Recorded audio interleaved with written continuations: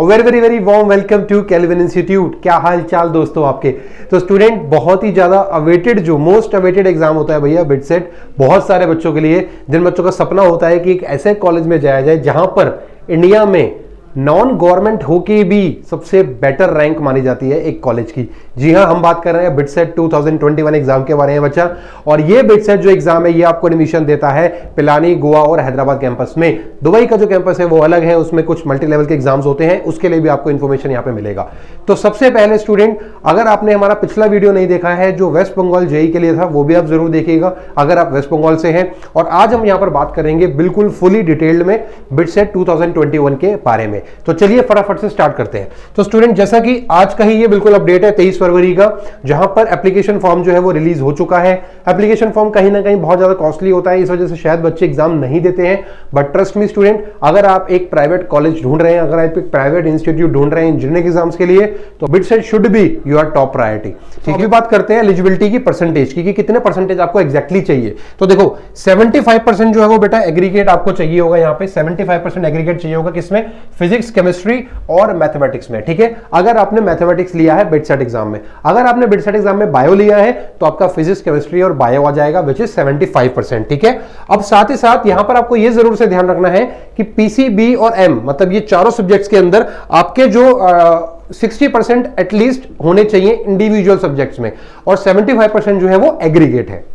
कौन कौन एग्जाम दे सकते हैं बेटा, अब ये देख लेते हैं। तो एग्जाम वो बच्चे दे सकते हैं जो 2021 के अभी बच्चे बैठे हैं, अपियरिंग कर रहे हैं 12th को, या फिर 2020 में पास आउट हुए हैं। 2019 वाले बच्चे या 2019 से पहले वाले बच्चे इस एग्जाम को बिट सेट को अपीयर नहीं कर सकते बेटा। इस साल बिट सेट के लिए वो एलिजिबल बिल्कुल भी नहीं है। तो आगे चलते हैं स्टूडेंट, देखते हैं कि क्या क्या होगा। एडमिशन जो है वो पूरा का पूरा प्योरली मेरिट बेस पे होता है। यहाँ पर आपकी प्रॉपरली कट ऑफ आता है, मतलब जो भी टॉपर्स बच्चे हैं उनका एडमिशन होता है। और साथ में साथ एक अच्छी चीज यहाँ पर ये होती है कि जो डायरेक्ट एडमिशन है बोर्ड टॉपर्स के लिए, मतलब जैसे कोई सीबीएसई अगर टॉप करता है, जो फर्स्ट रैंकर है, उसको यहाँ पर डायरेक्ट एडमिशन मिलता है। जी हाँ बिल्कुल, बिट सेट के अंदर वो डायरेक्ट एडमिशन ले सकता है अगर वो अपने बोर्ड का पर्टिकुलर टॉपर है। अगर डिटेल्स की बात करें बेटा बिट सेट की, तो बिट सेट जो एग्जाम होता है पूरा का पूरा ऑनलाइन होता है।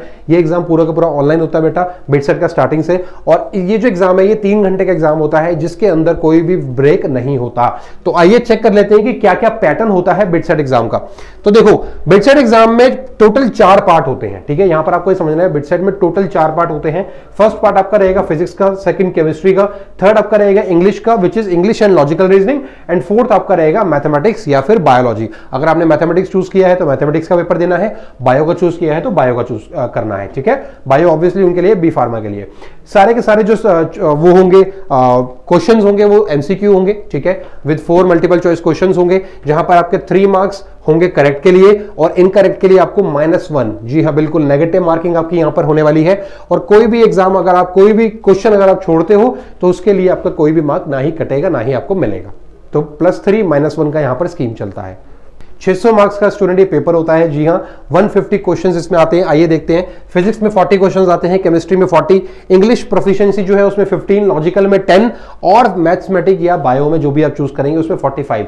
तो टोटल क्वेश्चंस आपके बन जाते हैं बेटा 150। ठीक है, टोटल क्वेश्चंस आपके बन जाते हैं यहाँ पे 150।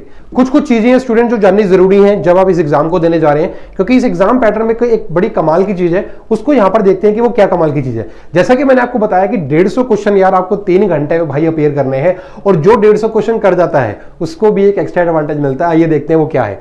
तो देखो यहां पर क्या लिखा है, यहां पर ये लिखा है कि कोई भी टाइम लिमिट नहीं है इंडिविजुअल पार्ट में, मतलब सेक्शन 1 से सेक्शन 2 में वो जंप कर सकता है, सेक्शन 2 से सेक्शन 3 में आ सकता है, सेक्शन 3 से सेक्शन 4 में, और सेक्शन 4 से सेक्शन 1 में। मतलब आप कोई भी पहले पेपर अटेम्प्ट करना चाहते हैं, मतलब सेक्शन अटेम्प्ट करना चाहते हैं, चाहे मैथ्स का हो या फिजिक्स का हो, वो आप कर सकते हैं इजीली। तो यहां पर ये लिखा हुआ है कि जो टोटल क्वेश्चंस हैं वो है 150, और 150 क्वेश्चंस जो है, if a candidate answers all the 150 question without skipping any question, the candidate have an option of attempting 12 extra question। अब देखो यहां पर किसके लिए एडवांटेज है, ध्यान से सुनना। 150 क्वेश्चंस अगर आपने विदाउट स्किप अटेम्प्ट कर लिए, ठीक है, मतलब आगे चले गए, प्रोसीड कर लिया, तो आपको 12 क्वेश्चंस एक्स्ट्रा मिलेंगे यहां पर। इसका मतलब समझ रहे हो कि 150 क्वेश्चन पहले तो भाई जिसको सारे के सारे क्वेश्चन आते हैं ऑब्वियसली वही ऐसा होगा, अगर आपने स्किप कर दिया तो वो पकड़ लेगा। तो यहां पर क्या लिखा है कि अगर आपने 150 question without skipping any question the candidate will have an option of attempting 12 extra question. बिल्कुल, यहां पर उसको 12 एक्स्ट्रा क्वेश्चन मिलते हैं बेटा, अगर टाइम बचता है तो उसके पास। और ये जो एक्स्ट्रा क्वेश्चन है ये होंगे फिजिक्स, केमिस्ट्री, मैथमेटिक्स और बायो में से, मतलब जो मेन सब्जेक्ट है। इंग्लिश और लॉजिकल रीजनिंग से ये नहीं होंगे। 4 क्वेश्चंस फ्रॉम ईच पार्ट, तीनों में से एक एक 4-4 क्वेश्चंस आपको मिलेंगे फिजिक्स, केमिस्ट्री, मैथ्स या बायो में से। Further, once the candidate has opted for extra questions, he or she cannot go back to any of the correction in the 150 question. अब यहां पर गेम पूरा का पूरा ध्यान से सुनना। मैंने पेपर दिया, 150 क्वेश्चंस मैंने एक एक करके बिना विदाउट एनी स्किप मैंने अपीयर कर लिए। अब मेरे पास अगर टाइम बचता है तो मुझे 12 क्वेश्चंस की एक अलग से विंडो मिलेगी जहां पर मैं उन 12 क्वेश्चंस को भी ठीक कर सकता हूं। इसका मतलब ये है भाई आप बहुत अच्छे मार्क्स यहां पर लेके आ सकते हो, और इसके लिए प्रिपेयर करने का मतलब ये होता है कि आपका एप्टीट्यूड बहुत तेज होना चाहिए, ठीक है।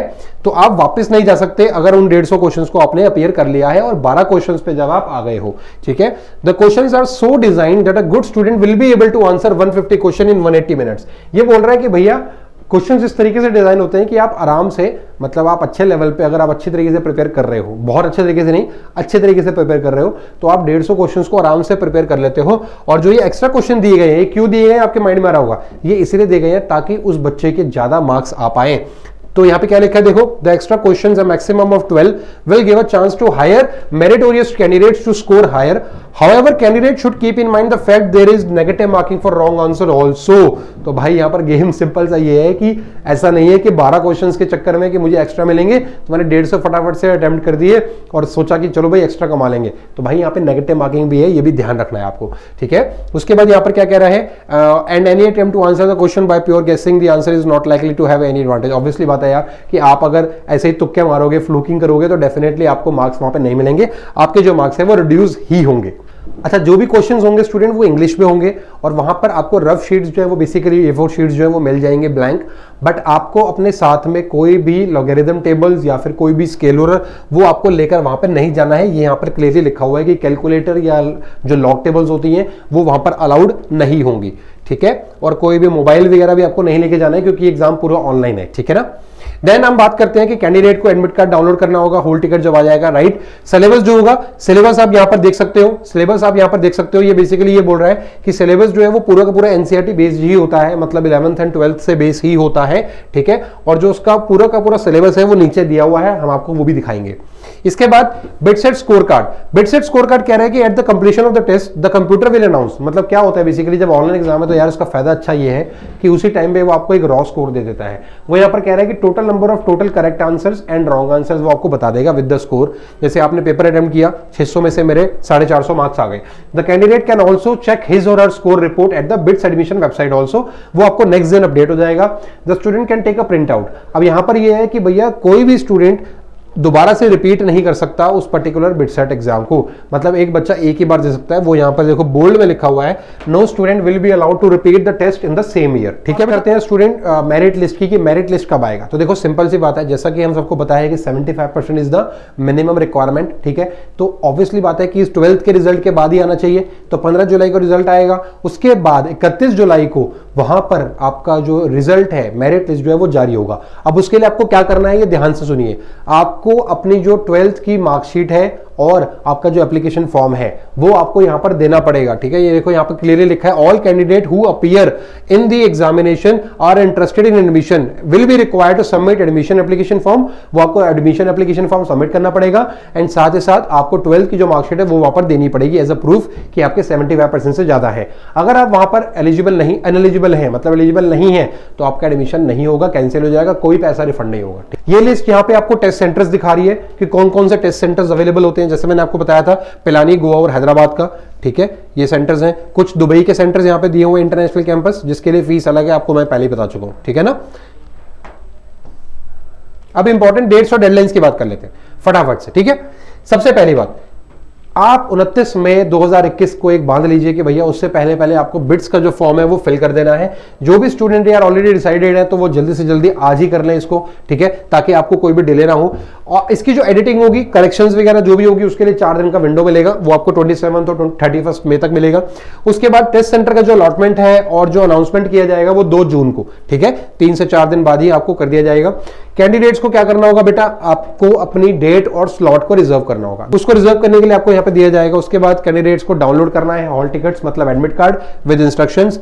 बिटसेट का ऑनलाइन टेस्ट कब होगा भैया, 24 जून से 30 जून के बीच में, ठीक है। ये जो स्टार लगा हुआ है ये इसलिए लगा हुआ है कि जो डेट्स हैं वो अभी थोड़ी सी टेंटेटिव होती है बेसिकली, क्योंकि शिफ्ट्स है, ऑनलाइन है, कोविड का वो है, दौर है, तो पता नहीं क्या होगा, तो इसीलिए यहाँ पे इन्होंने एस्टिमेट दिया हुआ। बट आप एक आधे का लगा सकते हो कि हाँ 24 जून से 30 जून के बीच में 6 दिन के बीच में एग्जाम होगा ये, ठीक है। Then apply for admission with 12th mark, ये मैंने आपको बताया था अभी कि आपको 31 जुलाई से पहले पहले एक विंडो है जो कि जून 29 से लेकर जुलाई 25 तक की है, उसके अंदर अंदर आपको यहां पर अप्लाई करना पड़ेगा, ओके। फिर एडमिशन लिस्ट आ जाएगा, जुलाई 31 को फाइनल हो जाएगा। तो स्टूडेंट ये रहा सिलेबस, पूरा का पूरा सिलेबस यहाँ पे दिया हुआ है। फिजिक्स का टॉपिक वाइज सिलेबस दिया हुआ है, केमिस्ट्री का, मैथ्स का, आप इस सिलेबस को पूरा चेक कर सकते हैं, ठीक है। इसका पीडीएफ मैं आपको डिस्क्रिप्शन में डाल दूंगा, तो आप इसको इजीली सारे के सारे सिलेबस को चेक कर लीजिएगा, ओके। तो चलिए अब बात करते हैं मेन मुद्दे की, भैया बिटसेट का फॉर्म भरना कैसे है, और यहां पर हम आपको स्टेप बाय स्टेप बताएंगे, तो जरूर से इसको स्किप मत करिएगा, क्लियर। तो चलिए सबसे पहले जैसे ही आप रजिस्ट्रेशन पे क्लिक करते हैं, डेफिनेटली आप अगर न्यू रजिस्ट्रेशन पे क्लिक करेंगे, मतलब आप पहली बार रजिस्ट्रेशन करने जा रहे हैं तो आपको न्यू पे करना है। अगर आप ऑलरेडी रजिस्टर्ड है, मतलब इस साल आपने ऑलरेडी रजिस्टर कर लिया है, तो आप अगर कोई और डिटेल चेक करना चाह रहे हैं, डॉक्यूमेंट्स वेरीफाई अपलोड करना चाह रहे हैं, तो वो आप ऑलरेडी रजिस्टर्ड में जाके करेंगे, ठीक है। न्यूली में आपको एप्लीकेशन फॉर्म फिल करना है। जो स्कैन्ड इमेज है आपके फोटोग्राफ की और सिग्नेचर की, that should be in the JPG format only.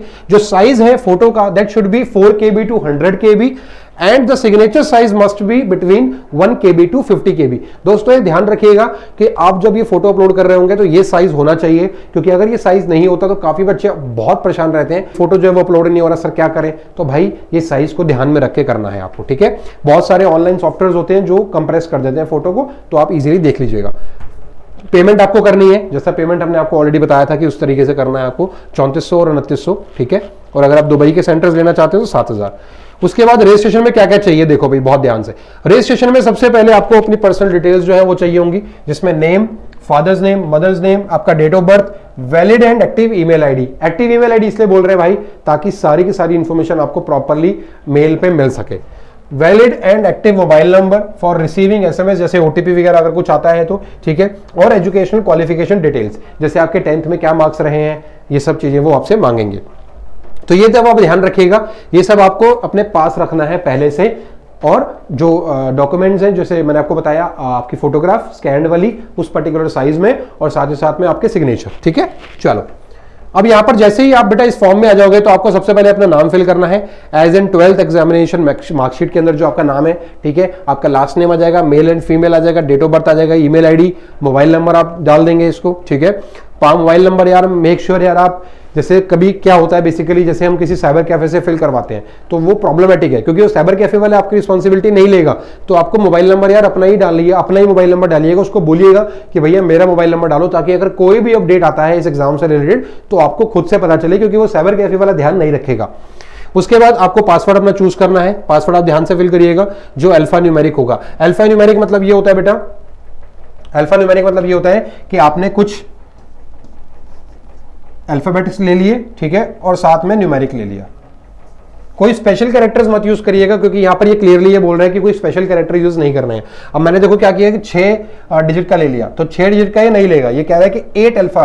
तो मैं यहाँ पे एक काम करता हूं, XABC 1 2 3, तो ये मेरा 8 डिजिट का हो गया। तो 4 आप अल्फा ले सकते हैं, 4 न्यूमेरिकल, या जैसा भी आपको लेना है, बट आप स्पेशल कैरेक्टर्स यूज मत करिएगा। स्पेशल कैरेक्टर्स जैसे @ ये सब। उसके बाद आप आगे प्रोसीड करेंगे।